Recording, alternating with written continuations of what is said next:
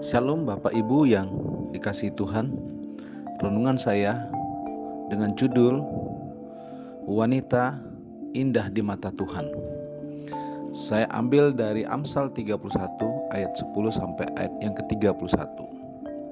Bapak Ibu yang dikasihi dalam Tuhan, ayat ini dimulai dengan ucapan, istri yang cakap, siapakah yang akan mendapatkannya?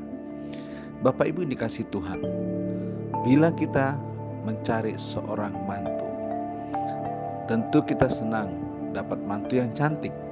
Tetapi tahukah Bapak Ibu, jauh lebih daripada itu, kita butuh seorang wanita yang berkarakter. Tentu demikian juga ketika orang lain mendapatkan mantu dari kita, tentu mengharapkan dapat mantu yang berkarakter. Oleh karena itu, mengapa dikatakan istri yang cakap? Kata cakap itu mengandung arti kuasa, kesanggupan, keberanian, berarti wanitanya kuat. Makanya dikatakan istri yang cakap ia lebih berharga daripada permata. Bapak Ibu yang dikasihi dalam Tuhan, marilah kita sebagai orang tua mendidik anak-anak perempuan kita agar mereka memiliki karakter. Karena karakterlah maka ia dikatakan cakap.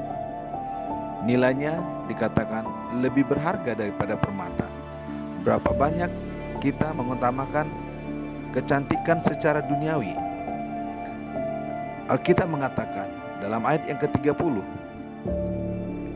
kemolekan adalah bohong dan kecantikan adalah sia-sia, tetapi istri yang takut akan Tuhan dipuji-puji. Bapak Ibu yang dikasihi dalam Tuhan Yesus Kristus, bila kita mau menyimak ayat-ayat ini dari ayat 10 sampai ayat yang ke-30 dari Amsal 31, tentu tidak mudahlah bagi seorang pria mendapatkan pasangan hidup yang berkarakter.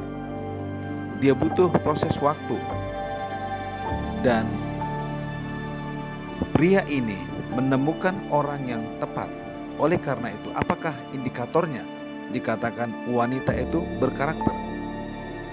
Kalau Bapak Ibu baca di nats ini ayat 13, ayat 17 sampai 18 dan ayat 27b, orang itu dikatakan rajin. Marilah sebagai orang tua ajarlah anak-anak kita untuk senantiasa rajin.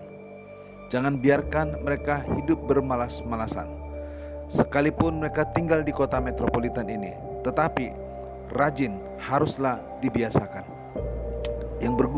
Yang kedua, bersemangat dan tepat guna. Ia adalah seorang yang menggunakan otaknya untuk mencari keuntungan. Ia tidak melipat tangan, tetapi dia adalah orang yang bersemangat kerja. Dan dia tidak peduli dengan kesulitan, tetapi dia tahu ada hasil. Mari kita mendidik anak kita untuk mulai belajar bekerja di rumah, kerja praktis, sehingga ketika dia di kantor, dia tidak menjadi seorang pemalas. Orangnya harus bersemangat. Kita tidak mengizinkan bahwa orang-orang yang malas mencari keuntungan, tetapi orang malas selalu membawa kemalangan. Oleh karena itu, indikator kedua ini, dia bersemangat dan tepat guna. Yang ketiga, ayat 20 dan ayat 26, dia adalah seorang yang bermurah hati.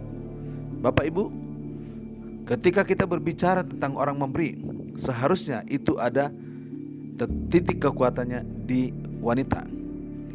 Bila saudara sudah berumah tangga, harusnya istrimu adalah orang yang mempengaruhimu untuk bermurah hati. Jangan sebaliknya, istri mempersulit suami untuk bermurah hati.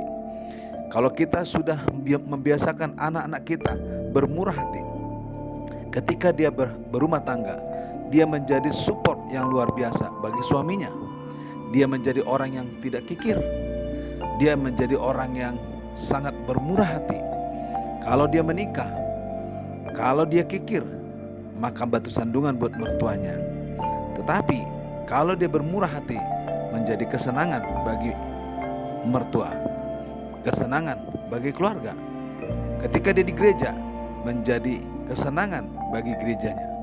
Oleh karena itu Bapak Ibu, mari kita mendorong anak kita bermurah hati. Yang terakhir, kecantikan bukan diukur dari apa yang digunakan secara fisik, tetapi kecantikan adalah berbicara batiniahnya. Apa yang bisa mempercantik dirinya? Tentu rohnya. Nah, kalau orang-orang seperti ini, maka dikatakan ayat 11, dia kelak menjadi orang kepercayaan suaminya. Ayat 11 berkata, suaminya percaya kepadanya, suami tidak akan kekurangan keuntungan. Saudara yang dikasih dalam Tuhan Yesus Kristus, berapa banyak suami frustasi karena istri tidak membangun kejujuran, integritas, dia telah kehilangan akhlak ini.